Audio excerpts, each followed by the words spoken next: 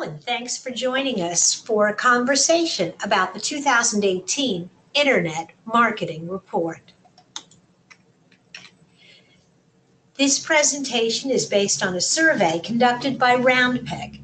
We are a digital agency located in Indianapolis, Indiana, serving small businesses. And every year we conduct a study of how small businesses are using social media and internet marketing tools. We've actually been conducting this study now for 8 years because we wanted to understand how these tools were being used by small businesses. Lots of other organizations were studying how Coke and Pepsi were using the tools, but that wasn't the market that we served. And so we wanted to know what our customers were doing. In this year's study, 249 businesses participated, and these are companies with less than 100 employees. We have both B2B and B2C companies in the study, though we are a little bit heavy on our business-to-business customers. Some of the things that really jumped out in this year's study was that in general there's less engagement, that businesses are using social media and digital marketing as broadcast tools, and there's less interaction. They're also relying on social media as an advertising tool and less for free and organic traffic. And that in general, there's a decline in expectations. There's a decline in what they're using the tools for and what they expect to get in return. We always start with questions about time. How much time are you using? Are you using more time or less? Because we really think that when it comes to small businesses, this is really one of the most precious commodities, maybe even more so than money. And what we see is that in general, most firms spend an hour or less on social media. You've got about 69% of all of our respondents saying that they're in that hour or less category. The funny thing is that businesses think they're spending more time. When we ask the question, are you spending more or less than a year ago, only 17% of the respondents think they're spending less time. But we do see their behavior indicating they are moving away from time-consuming activities. They're spending less time on Twitter. And there are a lot of reasons, but probably one of the biggest is that Twitter takes more time than either Facebook or LinkedIn. You see that Facebook has definitely come up. And this is really interesting when you realize that more than half of the companies in the study were either B2B or both B2B and B2C. So they're definitely, even among companies that are serving a more B2B market, there's more interest in Facebook really than any of the other platforms. Why social media? We ask this to really understand what businesses hope to get out of the time and resources they are investing in social media. And it's interesting because we are seeing this year declines in pretty much every category. We allow people to select more than one reason why they use social media, and you can see that in general there's a lot of different things people are looking to do. Build brand awareness, generate leads, conduct research. But across the board, there is a decline. Between 2012 and 2018, building professional networks, once close to 78%, now really only about 58% say they use social media to build their networks. There's less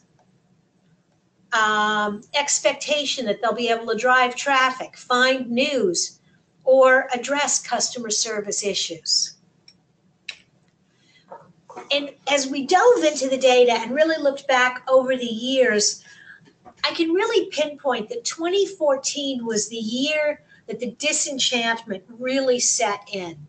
Back in 2012, companies really thought that the Wild West of social media made almost anything possible. Unfortunately, now what you see is much less. There's definitely a decline here in the expectation and the what they think they're going to be able to do with the platform. This year we asked the question a little differently as well. In addition to allowing businesses to choose as many of the reasons, we asked them to pick their top reason. And what you can see is that general marketing, building awareness, building networks, is the vast majority of the responses. Only about 21% of companies selected something that I consider to be more measurable and more closely aligned to the sales funnel. Awareness still tops the list. People are using social media to get their name out there and to hopefully increase their top of mind awareness when somebody is ready to buy. It's kind of a soft, vague type of marketing. And when I'm talking to small businesses, I really kind of find this a little bit sad because with limited budgets, I think it's important that more of your marketing be tied to measurable objectives. And you just don't see that very much. What you also see are some pretty big drop-offs, and the most obvious one is here on this page on professional networks.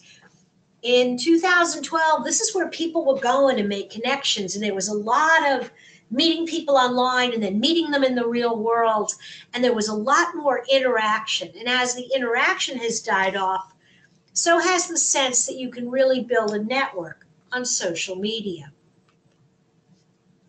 There are diminished expectations among measurable activities. Look at the drop-off in driving web traffic. And I think this is a direct result of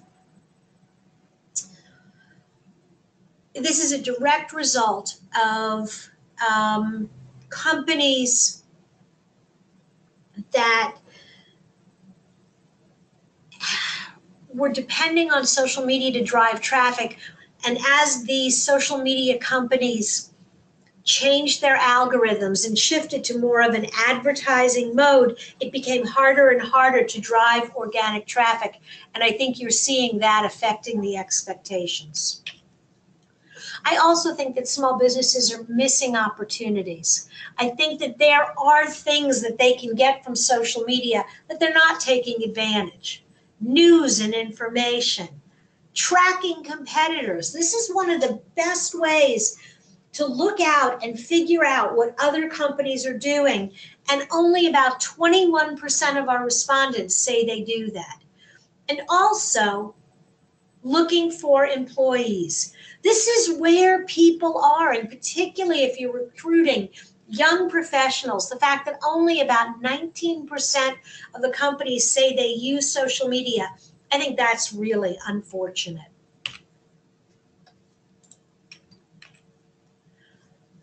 And they're not using it to solve problems. Look at how few companies are still using social media to address customer service issues. I actually teach a class in social CRM, and so I've been studying this for a while in companies of all sizes. And in general, we're seeing companies back away from it. The very public and very uncontrollable nature of social media makes it hard to address the customer service issues. Unfortunately, on the downside, this is where customers want to vent their frustration. And so although companies don't want to address them there, I think you still have to be paying attention. Social media is becoming an advertising platform. And when you look at the percentages of companies that are jumping in, it's still not the majority of companies, but about a third of the companies that we studied said that they had used social media advertising in the past, and about 27% expect to do it in 2018. So it is not all companies, but there is definitely a shift as companies recognize they cannot get the same results from organic that they did in the past, and they need to consider paying for advertising. For companies who are advertising, Facebook is definitely the most popular platform. It is so easy to use, and the fact that you can get an ad up for $5 or $10 clearly appeals to the average small business owner who's managing their own marketing. We do see a nice bump this year in LinkedIn, and I think that may be caused in part by the fact that this particular study was disproportionately B2B. But when you keep that in mind, the fact that Facebook is #1 is surprising. Beyond social media, what is driving internet marketing is content. And content really starts in your blog and your email. And we've seen pretty consistently since 2014, when we started asking the question, that blogs and email are an integral part of companies' social media and online activities. We've had a little variation in the last few years, but it looks like they're basically at about the level that they were at in 2014. What is interesting, though, is that 60+% of companies say they do, and they are blogging and they are sending email newsletters, but they're not doing it as often. The number of companies that say they blog once a week has fallen from a high of about 35% down to about 25%. And you're definitely seeing a shift in the rarely or only on special events. The same thing with newsletters, where the monthly newsletter is the most popular, but you can see it's down from 55% to about 40%. And the real growth is companies shifting to only sending communications periodically. That's unfortunate, because we know that companies will get significantly better results from newsletters than they do social media. And it's unfortunate that they're not blogging as often, because this is really what feeds their SEO, their search engine optimization. When we ask about the types of content, the picture looks very similar to what we saw on what do you do with social media. There's a lot of variation, but almost across the board, there are those same declines between 2014 and 2018. They're just not doing as much of anything. In general, business owners are still the cornerstone of their digital marketing. They're still in charge of the program, but we are seeing them letting go of the reins a little bit and sharing it with employees, external firms, and others. And when we look at where is the content coming from, we see that it really comes from a lot of different places.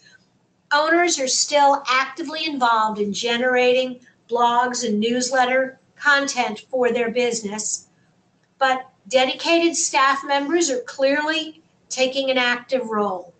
We also see bloggers and external agencies playing a bigger role than they have in the past. As a matter of fact, this is one of the key things that really jumped out at me this year, is something I call the rise of the consultant. In 2012, you had just over 10% of companies using guest bloggers. That number is about 15% today, and external agencies that had been pretty much hovering in that 7% range has really grown steadily in the last few years. All of this activity is great, but is it generating results? And is it generating results that businesses can point to and measure? Well, for about half of the businesses in our study, the answer is no. We still have about 40% of the companies saying they don't measure ROI, and another almost 10% saying they're not sure. This is a special kind of crazy when you realize that businesses have an opportunity with digital marketing to do something they can't do with almost any other type of marketing, and that is tie their activities directly to customer actions.